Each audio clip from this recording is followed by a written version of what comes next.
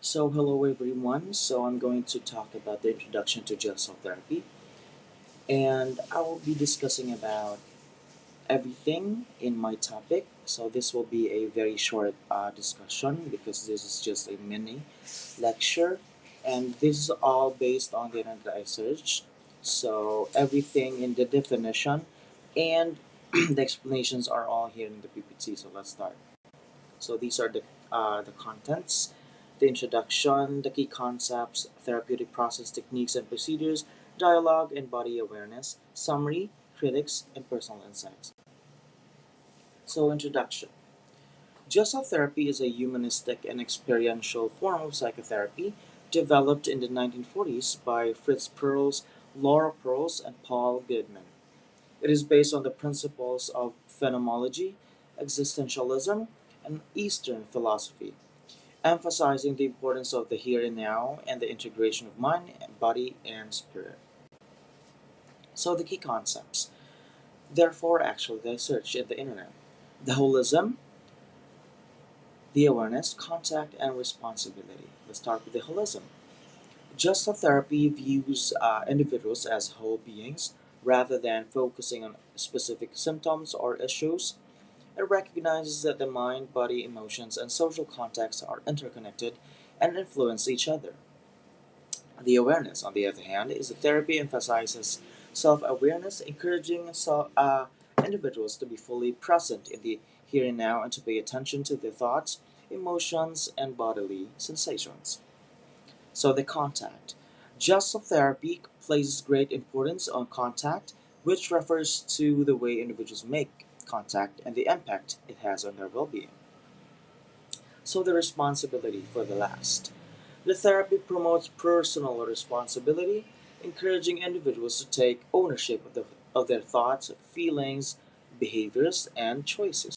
Let's talk about the therapeutic process. The Gestalt therapy is a collaborative and relational process between the therapist and the client. The therapy focuses on the client's present moment experience, paying attention to body language, tone of voice, and nonverbal cues. The therapist helps the client increase their self awareness and explore the unresolved conflicts and unfinished business from the past that may be impacting their present experience. The therapeutic process aims to promote self acceptance, self support, and self growth. Let's talk about the therapeutic techniques and procedures. There are actually four too. We're going to start with the empty chair technique.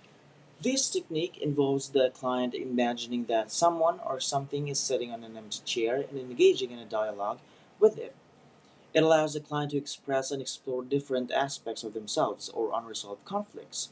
For example, a client may use the empty chair technique to have a conversation with their critical inner voice, expressing their frustrations and finding ways to challenge and change negative self talk. Number two, the two chair technique. This technique involves the client moving around between two chairs, representing conflicting aspects of themselves or conflicting emotions. It allows for exploration and resolution of internal conflicts. For example, a client may use a two chair technique to explore their ambivalence about making a difficult decision, moving back and forth between two chairs to express and understand the different perspective between themselves. Number three and number four is the exaggeration technique. And number four is the dream work. Let's start at the exaggeration technique. The therapist encourages the client to exaggerate certain behaviors or expressions to increase self awareness and understanding. By exaggerating, the clients can observe patterns, emotions, or beliefs that may have been, previously unnoticed. For example, a client who often suppresses anger may be encouraged to exaggerate their anger in a safe and controlled way, allowing them to become more aware of their feelings and explore their underlying causes. Last but not least, dream work. Gestalt therapy places importance on exploring dreams for their symbolic meaning, insights in the client's unconscious processes. The therapist helps the client explore and understand the emotions, characters, and events in their dreams. For example, naman, the therapist might ask the client to describe a recent dream, and guide them in exploring the symbolism and personal significance of the dream elements, helping the client gain insights into their unconscious and emotions. So let's go to dialogue and body awareness. So the dialogue is a therapist engages in the dialogue with the client, asking open-ended questions, reflecting the client's experiences, promoting self-reflection and insight. So the body awareness. Gestalt therapy focuses on the client's bodily sensations to gain insight into emotions and unresolved issues. The therapist may guide the client in paying attention to their bodily sensations and using them as a source of information and exploration. So let's go to the last slide of this presentation, the summary and critic, the personal insights also. So let's start with the summary and critic. Gestalt therapy offers a holistic and experiential approach to therapy, focusing on the here and now and the integration of mind, body, and spirit. Now, it has been found effective in treating a range of issues, including anxiety, depression, relationship problems, and self esteem.